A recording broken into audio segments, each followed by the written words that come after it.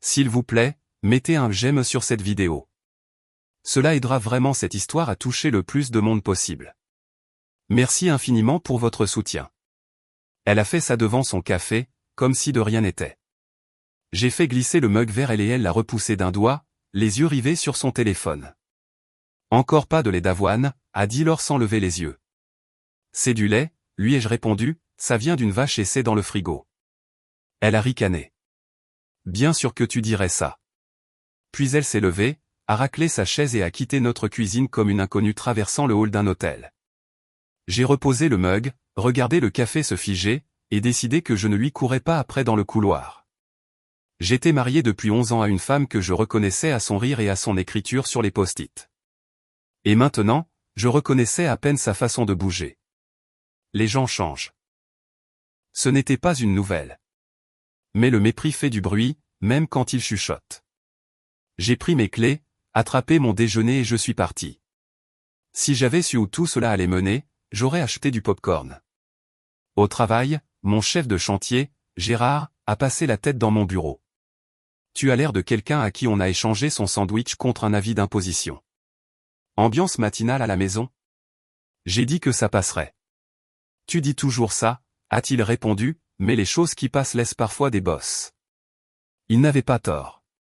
J'avais l'habitude d'arrondir les angles et de me dire que ce n'était qu'une phase. C'était ma première erreur. La seconde a été de laisser cette phase définir les règles. Ce soir-là, elle a oublié le dîner. Pas une crise majeure. Je suis un homme adulte. Je sais faire des œufs brouillés, mais j'ai demandé quand même. Je croyais qu'on avait des restes, ai-je dit en ouvrant le frigo. Je les ai mangés, a-t-elle dit en glissant sur un tabouret de bar. Téléphone face contre table maintenant, une amélioration. D'accord, alors on va commander quelque chose. Elle a eu un sourire en coin. Avec quoi? Ma carte, ai-je dit. Elle a incliné la tête. J'ai besoin de ta carte pour des trucs demain. Coiffeur, ongles, essence. Cette semaine est lourde financièrement. Utilise ton compte. Elle a laissé le silence s'installer juste assez longtemps pour en faire une scène. Donc, tu pinailles pour des centimes maintenant? Non, ai-je répondu calmement. Je demande à une femme adulte avec un emploi de gérer ses propres rendez-vous chez le coiffeur. Ses yeux se sont durcis. Ça vient du type qui a oublié le lait d'avoine. Je n'ai pas oublié. Je n'achète pas de lait d'avoine. Si tu en veux, note-le et je te donnerai du liquide. On n'est pas dans une vente aux enchères silencieuse. Elle s'est levée lentement. Tu deviens bizarre. Tu deviens méchante, ai-je répondu. Si quelque chose ne va pas, dis-le à voix haute. Je ne joue pas aux devinettes. Elle a retroussé les lèvres, attrapé son téléphone et est montée à l'étage. Porte fermée. Clic, j'ai mis 2 œufs dans la poêle, attendu qu'ils prennent. À table, j'ai pris 3 décisions. Pas de théâtre. Premièrement, c'en était fini de l'argent mélangé. J'avais géré les factures, les courses et la plupart des extras pendant des années parce que c'était plus simple. La simplicité était devenue une attente. L'attente était devenue un dû. Deuxièmement, le calendrier s'est vidé. Plus de sorties de couple où je n'étais que le portefeuille silencieux. Troisièmement, de nouvelles règles à la maison. Si ce n'est pas respectueux, ça n'a pas droit de citer. Le lendemain matin, j'ai déplacé le prélèvement automatique du compte joint vers un compte séparé à mon nom, uniquement pour les factures du ménage. J'ai divisé nos dépenses en 2 enveloppes et laissé la sienne sur le comptoir avec un mot. EC, essence et courses pour la semaine. Si tu as besoin de plus, demande respectueusement. Je me suis assuré qu'il y en avait assez pour être juste, mais pas assez pour que ce soit considéré comme acquis. Au déjeuner, je lui ai envoyé un texto, le dîner de samedi prochain au Beau Rivage avec les Martins, compte sans moi. Je les verrai au match de foot dimanche. J'ai ajouté, si tu as un problème, dis-le franchement. Je ne te courais pas après dans la cuisine. Aucune réponse. Ce soir-là, elle est rentrée tard, talons à la main, coiffure parfaite, attitude chargée. C'est quoi ça? Elle a effleuré l'enveloppe, lu le mot. Alors, tu donnes de l'argent de poche maintenant? Un budget, ai-je corrigé, aussi calme que possible. Les factures sont couvertes. Les extras sont des extras. Le respect n'est pas un extra. tu es incroyable. Je suis prévisible. Il y a une différence. Elle a levé les yeux au ciel, tapé un message sur son téléphone, jeté l'enveloppe dans un tiroir et l'a laissé à moitié ouvert comme un drapeau. 2 jours plus tard, les piques en public ont commencé. Nous étions au barbecue de notre voisin, gobelet en plastique rouge et table pliante alignée de salade. Antoine, qui habite au bout de la rue, m'a donné un coup de coude. Laure, ton homme a construit cette terrasse tout seul. C'est du solide, a-t-il dit. Ouais, a-t-elle répondu. Douce pour la foule. Il est doué pour construire des choses. Pour partager, pas tellement. Antoine a ri comme s'il n'avait pas entendu le couteau dans sa phrase. Moi, je l'ai entendu. Je n'ai pas saigné. Je me suis juste tourné vers elle. Marrant, ai-je dit. On teste un nouveau système. Les coups sont partagés. Le respect n'est pas négociable. Elle m'a fait face complètement. Tu te caches derrière le mot respect quand tu veux dire contrôle. Non, ai-je dit, je veux dire respect. Le contrôle, ce serait moi dictant ce que tu portes. Le respect, c'est moi m'attendant à ce qu'on ne s'échange pas des piques au-dessus d'une salade de pommes de terre. Son amie Émilie, petite, sourire rapide, mariée à Bastien, qui portait toujours sa casquette de baseball à l'envers comme s'il avait perpétuellement 20 ans, s'est rapprochée. Vous deux, ça va, a-t-elle demandé prudemment. Laure l'a repoussé de la main. Il est dans une de ses leçons de morale. J'ai croisé le regard d'Émilie. On va bien, ai-je dit. On essaie un nouvel outil, des phrases avec des points finaux. La bouche de Laure s'est aplatie. Si tu es si malheureux, pourquoi ne pas aller ailleurs? J'ai l'intention de le faire, ai-je dit. J'ai levé mon verre vers Gérard, qui venait d'arriver avec sa femme. À partir de maintenant. Je laisse les dîners de couple au couple. J'ai posé mon verre, serré quelques mains et je suis parti. Une étape d'avance. Pas de drame. Sur le trottoir, Gérard m'a rattrapé. C'est une ligne tracée dans le sable, a-t-il demandé. C'est une corde autour de ma santé mentale, lui ai-je dit. On verra qui trébuche. Le premier changement d'attitude, tout en douceur, est venu après ces 2 jours de silence. Et je veux dire silence, pas la paix du calme, le genre qui bourdonne comme une ligne à haute tension. Puis elle a posé une assiette devant moi alors que je passais en revue des factures. J'ai fait des pâtes, a-t-elle dit plus doucement. Je n'aurais pas dû m'énerver au barbecue. J'ai regardé l'assiette. Merci, ai-je dit honnêtement. Les pâtes ont l'air bonnes. Elle a soupiré. J'ai juste été stressé. Le travail, ma mère, la maison. Alors dis-le, ai-je répondu. N'invente pas une scène de crime. Elle a tourné sa fourchette. Je comprends. J'espère, ai-je dit, parce que j'ai ajusté certaines habitudes. L'argent n'est pas un buffet à volonté. Le temps non plus. On peut être une équipe si on agit comme tel. Elle a hoché la tête. Je peux faire ça. Le lendemain matin, elle était plus douce. A demandé si je voulais du café. Elle a même apporté du lait d'avoine. J'ai goûté le changement. Je ne lui ai pas fait confiance. Un homme qui a été frappé sur le même bleu apprend à bouger différemment. Le week-end, la douceur s'est évaporée. Elle a cherché la bagarre à propos du thermostat comme s'il l'avait trompée. Elle a sorti une nouvelle phrase, « Tu ma femme d'attention ». C'est comme ça qu'elle appelait le fait de ne pas financer ses sorties salon de dernière minute. De l'attention. Dimanche soir, nous étions chez les Martins pour la réunion de collecte de fonds du club de foot. 12 personnes, des bols de chips, des piles de papier. J'étais concentré sur qui apportait la glace quand Laure l'a lancé comme une grenade. Il a bloqué nos dépenses, a-t-elle annoncé en riant.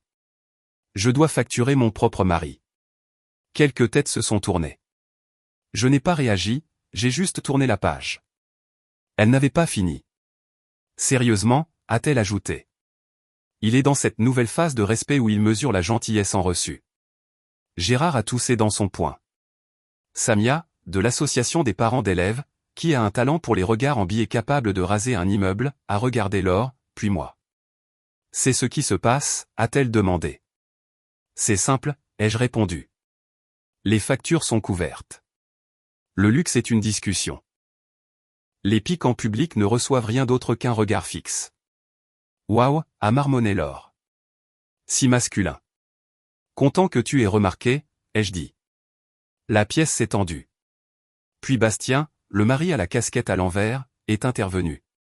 On est tous des adultes ici, a-t-il gloussé. Parfois, il faut serrer le portefeuille. Mon pote le sait.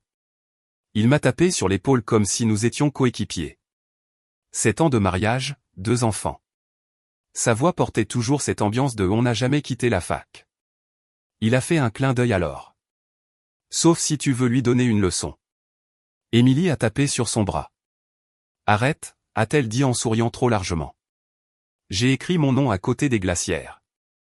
Après la réunion, sur le porche, Laure s'est approchée. Tu m'embarrasses, a-t-elle sifflé. Tu as fait ça toute seule, ai-je répondu. Tu n'aimes pas ça? Ne me vise pas en public. Elle a pris une inspiration, puis deux. On a fini de parler, a-t-elle dit. J'ai hoché la tête. Bien. Je préfère l'action. Une semaine plus tard, elle a fait monter les enchères. La distance, puis les rires à mes dépens, puis le déni, puis les conditions. Elle a posé sa main sur ma poitrine un soir et l'a retirée comme si elle avait touché une poignée de porte en hiver. Tant que tu ne trouveras pas comment être généreux à nouveau, a-t-elle dit, je ne suis pas d'humeur pour autre chose. De l'affection transactionnelle, ai-je dit, presque amusé. Connerie, a-t-elle haussé les épaules. Cause et effet. Notez. J'ai pris un oreiller supplémentaire et une couverture et je les ai installés sur le canapé moi-même. Pas de discours, pas de performance. Elle m'a regardé comme si ça devait piquer. Ce n'était pas le cas. J'avais dormi sur pire et je m'étais réveillé mieux. C'était l'initiative numéro 1. Je me suis retiré d'un jeu, et je n'ai pas déposé de plainte en 3 exemplaires. La deuxième initiative est venue 3 jours plus tard au travail. Je suis resté tard, transformant mon entre 9h et 17h en entre 7h et 19h par choix. J'ai déplacé mes séances de sport au matin et mes soirées dans mon garage. Je fais de la rénovation automobile, du detailing, quand j'ai besoin de calme. C'est ma version de la prière. Elle l'a remarqué. Alors quoi? Tu vis juste au travail maintenant, a-t-elle demandé par-dessus son épaule un matin. Je vis là où est le respect, ai-je dit en lassant mes chaussures. En ce moment, c'est dans mon atelier. Tu en veux un peu ici? Élève le niveau. Elle a ricané. Ne retiens pas ton souffle. Je n'avais pas prévu de le faire. Cette nuit-là, elle a disparu pour la première fois. 19h30, sortie par la porte. Pas de « je vais là ». Pas de texto, rien. 1h du matin. La porte s'est ouverte en chuchotant. Des talons sur la pointe des pieds à travers le parquet. J'ai vu la lumière du Porsche clignoter dans ma vision périphérique et j'ai pris note. Pas de scène. La deuxième nuit, elle est rentrée à 2h. La quatrième nuit, elle est restée dehors jusqu'à 3h. Je n'ai pas demandé. Je n'ai pas exigé. Je n'ai pas supplié pour une explication comme un adolescent avec un couvre-feu. J'ai fait autre chose. J'ai engagé un détective privé, un type plus âgé nommé Monsieur Renard, recommandé par un ami ancien flic. Nous nous sommes rencontrés dans un restaurant routier sur la Nationale 7. Il a commandé un café noir et une part de tarte au citron comme si cela faisait partie du service. Qu'est-ce que je cherche, a-t-il demandé. Un motif, ai-je dit. Heure, lieu, avec qui elle est. Je ne devine plus, a-t-il hoché la tête. Vous voulez des photos, des horodatages, des lieux? Permettez-moi de mettre l'histoire en pause juste une seconde. Si vous écoutez toujours, s'il vous plaît appuyez sur le bouton j'aime de cette vidéo. Cela aide vraiment YouTube à montrer cette histoire à plus de gens. Merci beaucoup pour le soutien. Maintenant, revenons à l'histoire. Oui, ai-je dit. Je veux arrêter d'être le dernier à savoir. 2 semaines, a-t-il demandé. Ça suffira. Il a fait glisser un contrat vers moi. J'ai signé sans en faire un sondage Facebook. Il a promis la discrétion. J'ai payé en liquide. Nous sommes partis sans nous serrer la main, comme des inconnus qui ne s'étaient jamais rencontrés. De retour à la maison, Laure était dans la cuisine en train de manger du raisin. Elle a jeté un coup d'œil à mon visage et a souri comme si elle avait gagné un prix que je n'avais pas vu. Longue journée, a-t-elle demandé. Productive. Ai-je répondu en lavant une tasse. On n'a plus de lait d'avoine. Tu es hilarant, a-t-elle dit en gobant un autre raisin. 2 jours après le début de la mission de Renard, le changement d'attitude numéro 2 a atterri. Elle est venue dans le garage pendant que je changeais l'huile du 4x4. Tu veux un thé glacé, a-t-elle demandé. Bien sûr, ai-je dit. Elle m'a tendu un verre. Pas de leçon, pas de soupir. Elle a regardé autour d'elle, les outils, l'ordre propre des armoires. Tu es toujours si organisé, a-t-elle dit presque nostalgique. Ça me faisait me sentir en sécurité. Ça le peut toujours, ai-je répondu. Elle s'est appuyée contre le cadre de la porte. Je veux qu'on aille bien. Moi aussi. Ça me manque quand tu ramenais des fleurs sans raison. Ça me manque quand tu ne me traitais pas comme un distributeur automatique. Elle a tressailli, puis a couvert le tout. J'étais juste. Oublie ça. Non, ai-je dit. Dis-le. Rien. Elle a répondu. Je vais me débrouiller. Elle a touché mon bras. Légèrement. Je fais un steak ce soir. Ton préféré. C'est gentil. J'ai dit, je rentrerai tard. Ne m'attends pas. Elle est redevenue silencieuse. Je l'ai vue. Je l'ai nommée dans ma tête. Pas de la chaleur. Une stratégie. Chaque fois que je posais une limite, elle essayait une porte différente. Bien. Je comptais les portes. Au 9e jour, Renard a envoyé un texto, j'ai des photos et des détails. Je peux vous voir à midi. J'ai dit à Gérard que j'avais un rendez-vous extérieur et j'ai conduit jusqu'au même restaurant routier. Renard était assis avec la même tarte, le même café noir, le même visage neutre. Il a fait glisser une enveloppe sur la table. Je n'y ai pas touché. Vous voulez le résumé ou vous voulez creuser à l'aveugle, a-t-il demandé. Résumé? Elle rencontre un homme au parking du centre, 4e niveau, a-t-il dit. 2 fois la semaine dernière, 3 fois cette semaine. Habituellement entre 19h et 22h. Ils partent ensemble dans sa voiture vers une maison rue des Lilas. Retour vers 23h ou minuit. Samedi, ça a duré jusqu'à 2h. Non? Oui.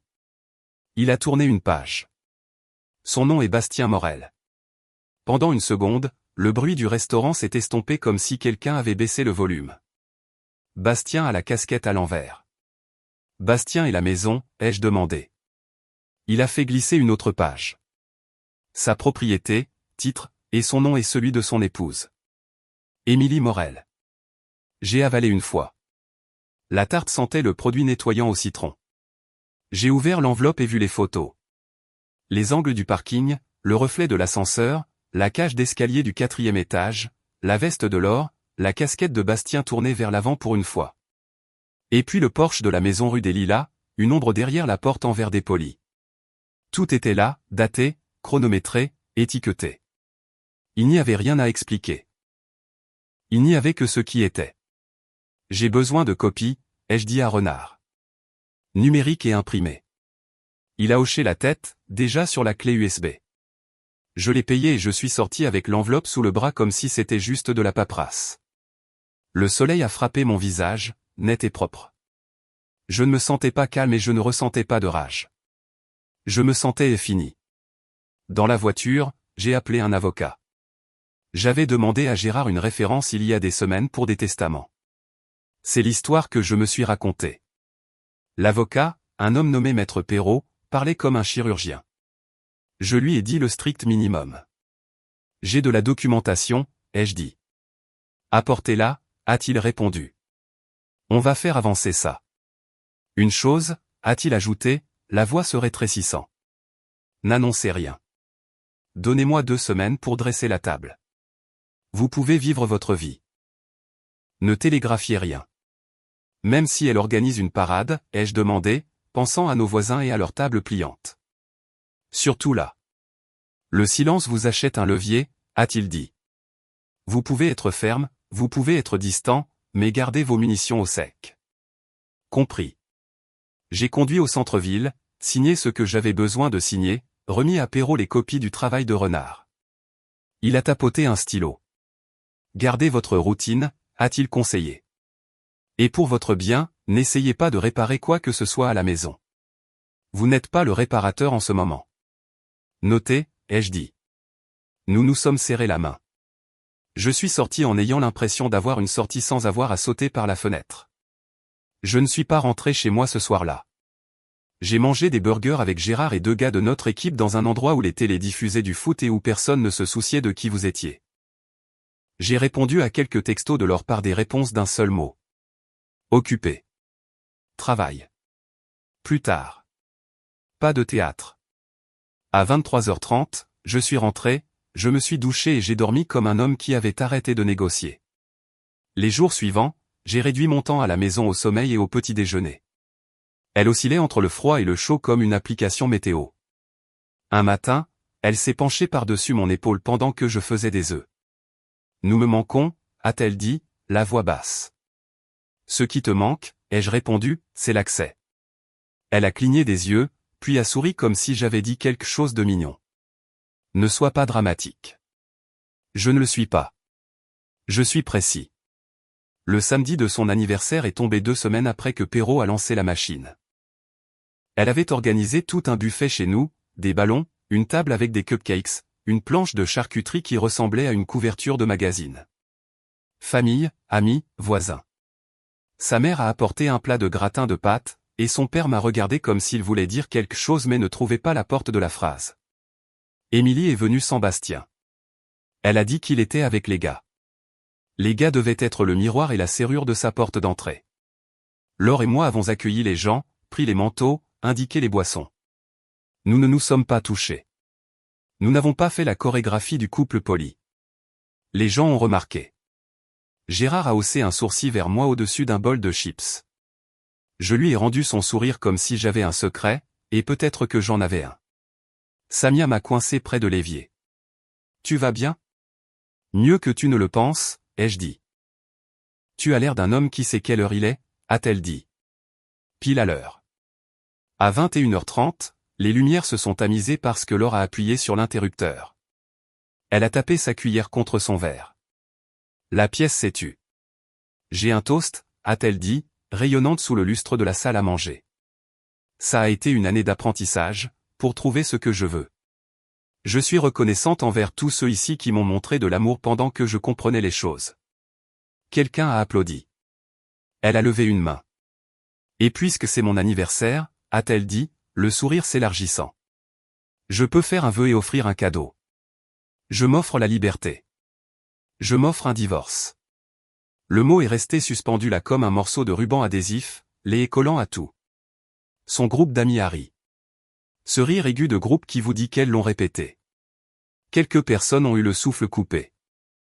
Certains cousins ont fixé leurs chaussures. Sa mère avait l'air d'avoir mordu dans de l'aluminium. J'ai regardé Laure et je n'ai pas vu une femme souffrant, mais une actrice atteignant sa marque. Waouh! La voix de Bastien n'est pas apparue parce que Bastien n'était pas invité à ce moment-là. Émilie a mis une main sur sa poitrine, puis, incroyablement, a ri avec les autres, peut-être sous le choc, peut-être par mémoire musculaire. J'ai posé mon verre. Je ne me suis pas précipité. Je me suis tourné vers Émilie et j'ai demandé assez fort pour que la pièce entende. Émilie, pourquoi tu ris? Elle a cligné des yeux. Parce que. Je ne sais pas. C'est. Elle s'offre autre chose après ça. J'ai dit en souriant. Ton mari. Le silence a frappé. Les têtes ont tourné. Une ficelle de ballon a effleuré mon oreille. Émilie a ri à nouveau, confuse. Qu'est-ce que tu veux dire? Tu ne sais pas, ai-je demandé. Elle a fixé. Savoir quoi? J'ai sorti mon téléphone, ouvert le dossier que Renard avait étiqueté en texte clair. J'ai tapé sur 3 photos et tenu l'écran là où elle pouvait voir la cage d'escalier, la voiture, le Porsche, les dates, les heures, les lieux, l'angle exact d'un homme qui pense qu'il ne se fera pas prendre parce qu'il n'a jamais prévu d'être un homme qui se fait prendre. Émilie a pris le téléphone, tu m'as dit que tu étais au yoga. Samia a mis une main sur sa bouche. Gérard a juré dans sa barbe, puis s'est repris et a regardé sa tasse. Les 2 amis les plus proches de Laure, Dana et Kelly, ont arrêté de sourire au milieu de leur rire comme si leurs muscles avaient oublié la chorégraphie. Sa mère s'est assise sur le bord du canapé comme si ses genoux avaient fini leur journée. Les yeux de Laure se sont dardés vers moi. C'est un coup monté, a-t-elle dit. Possible, ai-je répondu. Tu as dressé la table. J'ai juste apporté l'addition. Tu es vindicatif. Attention, ai-je dit calmement. Tu as apprécié les scènes publiques tout le mois. En voici une avec des faits. Émilie a tendu le téléphone vers Laure. On a des enfants qui jouent ensemble. Tu as mangé à ma table. Laure a tendu la main vers celle d'Émilie. Écoute. Ne me touche pas, a claqué Émilie en reculant. Elle s'est tournée vers la pièce. Il est dehors, a-t-elle dit, parlant de Bastien. Sa mâchoire s'est serrée. Le reste de l'équipe de Laure m'a regardé comme si j'avais fait exploser une petite bombe propre. Peut-être que je l'avais fait. C'était précis. Pas bordélique, pas de rage, juste précis. J'ai pris mes clés de voiture sur le comptoir. Mesdames, ai-je dit aux amis de Laure, les mêmes qui gloussaient de mon nouveau budget 20 minutes plus tôt. Si vous êtes toujours ses amis, vous l'aiderez à faire une valise. Kelly a ouvert la bouche, puis l'a fermée. Dana a regardé le sol. J'ai fait face à Laure. Quand je reviendrai, lui ai-je dit clairement et uniformément, tu ne seras plus là. Tu peux prendre ce qui est à toi. Laisse le reste. Tu peux coordonner avec Maître Perrault pour tout le reste. Perrault, a-t-elle répété comme si le nom était une chute de blague qu'elle ne comprenait pas. Mon avocat, ai-je dit. Son visage s'est vidé, puis s'est tendu. Tu crois que tu as gagné? Non, ai-je dit en me dirigeant vers la porte. Je pense que j'ai arrêté de jouer. Sa mère s'est levée. Fils, on peut parler? On pourra une fois qu'elle sera partie, ai-je dit sans colère. Pas avant. Laure a pris une inspiration comme si elle se remontait. Tu vas le regretter, a-t-elle crié après moi. Les mots, un piètre substitut à un moyen de pression. Tu vas revenir en rampant. Je ne rampe pas, ai-je dit. Tu le sais.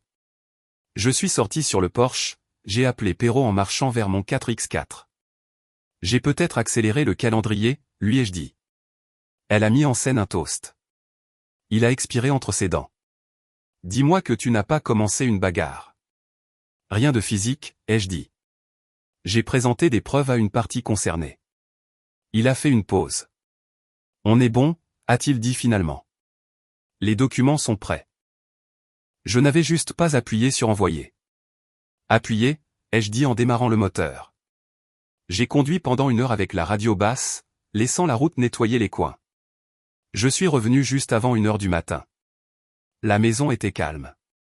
Il y avait un mot sur la table, une écriture que je connaissais des listes de courses et des cartes d'anniversaire. Tu seras désolé. Tu reviendras. J'ai ri à voix haute, plié le mot en 2, puis je l'ai déchiré et jeté à la poubelle. J'ai mis les gobelets dans des sacs, empilé les assiettes, essuyé les comptoirs. J'ai mis ces sacs cadeaux près de la porte comme si je rangeais un hall d'entrée. J'ai dormi dans mon lit seul et le silence n'a pas bourdonné cette nuit-là. Il est juste resté calme pendant 1 semaine.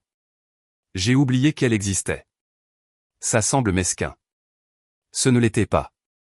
C'était un choix. J'ai travaillé. Je suis allé au sport. J'ai mangé avec des amis. J'ai appris les noms des gars de l'atelier de rénovation auto 2 portes plus loin parce qu'on a commencé à prendre le café le matin. Laure n'a pas appelé. Elle n'a pas envoyé de texto. Elle est devenue un élément dans une liste. Changer le filtre à air. Récupérer des boulons.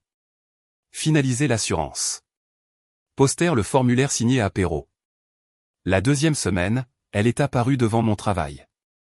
Je marchais pour aller déjeuner avec Gérard et Samia quand je l'ai vue sur le trottoir, lunettes de soleil sur le nez, même si le temps était nuageux. Elle s'est avancée rapidement. Je peux te parler, a-t-elle demandé en tendant les bras pour un câlin. J'ai levé une main. Non. Son visage s'est froissé et s'est réassemblé en un masque différent. Je t'aime, a-t-elle dit. Bébé, j'étais perdu. On peut réparer ça. Arrête. Je l'ai coupé. 2 questions. Ton avocat t'a dit que tu n'obtiendrais pas ce que tu voulais, ou Bastien a disparu après que les photos ont fait le tour? Sa bouche s'est ouverte, puis fermée. La panique est apparue dans ses yeux comme une lumière qu'on allume. Ça m'en disait assez. Elle a essayé encore. S'il te plaît, j'ai fait une erreur. Non, ai-je dit, tu as fait un plan. Ceci est le résultat. Elle a tendu la main vers moi. J'ai reculé. Tu jettes un mariage à la poubelle. Tu l'as jeté il y a des mois, ai-je répondu. Je sors juste les ordures. Grosse différence. Gérard se tenait à 2 mètres avec Samia, tous deux les yeux écarquillés comme s'ils étaient tombés dans une pièce de théâtre. La voix de Laure a baissé. Ne fais pas ça, a-t-elle chuchoté. On peut être nous à nouveau. On ne peut pas, ai-je dit. Je n'offre pas ma dignité au bac de recyclage. Je changerai, a-t-elle dit. Tu l'as déjà fait, ai-je répondu. Pas intéressé. Elle m'a fixé comme si j'avais retourné le monde et oublié de lui dire. Je suis passé devant elle, n'entendant rien d'autre que mes propres pas. Je ne me suis pas retourné, pas parce que je suis dramatique, mais parce qu'il n'y avait rien derrière moi que je voulais. Je ne l'ai plus jamais revue. Ce n'est pas poétique. C'est juste le calendrier. Une fois les documents arrivés, Perrault a géré le reste. Émilie m'a appelé une semaine plus tard d'un numéro que je ne reconnaissais pas. J'ai laissé sonner. Un texto est arrivé. C'est Émilie. S'il te plaît, appelle si tu peux. Je l'ai fait. Je te dois des excuses, a-t-elle dit, la voix stable. Pour avoir ri ce soir-là. Elle nous a dit que tu étais contrôlant, que tu étais difficile. Je l'ai cru. C'est ma faute. Tu as cru une amie, ai-je dit. Ce n'est pas un crime. Elle m'a utilisé, a dit Émilie. Il m'a utilisé. J'en ai fini avec les deux. Merci d'avoir mis la vérité au milieu de la pièce. Tu m'as fait gagner des années. Je ne l'ai pas fait pour ça, ai-je dit. Je sais, a-t-elle répondu. Mais ça a aidé. La rumeur est revenue par les voisins que Bastien a déménagé de sa propre maison vers une location dans la ville d'à côté.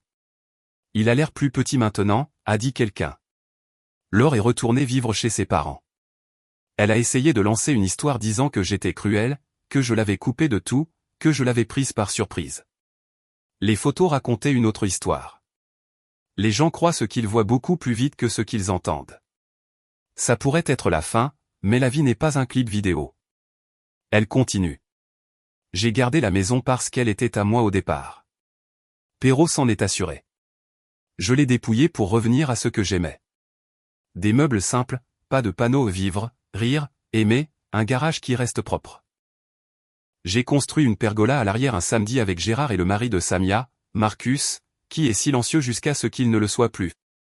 On a grillé du poulet et mangé sur une table en bois. Je me suis poncé moi-même. Le 4x4 est payé.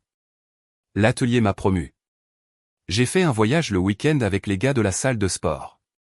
Rien de sauvage, juste de la bonne bouffe et dormir sous un autre horizon. J'ai commencé à voir quelqu'un des mois plus tard, une femme nommée Claire qui dirige sa propre entreprise de paysagisme et parle comme si elle pensait chaque phrase. On avance doucement parce que doucement, c'est honnête. Elle amène son chien quand elle passe. Le chien agit comme s'il possédait le salon. Je le laisse faire. Parfois j'entends que Laure a essayé de sortir avec quelqu'un et que ça s'effondre toujours. Pas mon cirque. Je lui souhaite tout ce que la responsabilité apporte. Elle voulait partir avec mon portefeuille et ma fierté. Elle est partie sans ni l'un ni l'autre. Ce n'était pas de la vengeance. C'était le prix.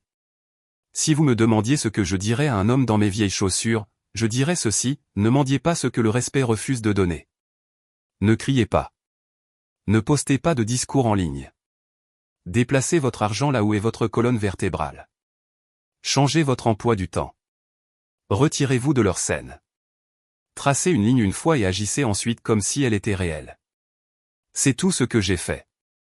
J'ai retiré mes chaises de son Porsche, je me suis tenu sur mes propres jambes et j'ai regardé le château de cartes tomber sans ressentir le besoin de souffler dessus. Les gens pensent que la force est bruyante. Elle ne l'est pas. La force, c'est quand vous pouvez vous asseoir à une fête d'anniversaire pendant que votre conjoint essaie de transformer votre vie en sketch, et vous attendez. Vous souriez, et quand c'est votre tour, vous dites une vérité propre.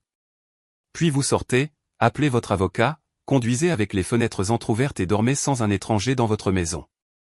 Je n'ai pas gagné. J'ai juste arrêté de perdre. Et s'il y a une leçon cachée dans tout ça, elle est simple. Quand quelqu'un encaisse ses jetons sur vous, annulez son accès. Pas avec rage, avec politique. Puis aller construire une vie qui ne nécessite pas de permission.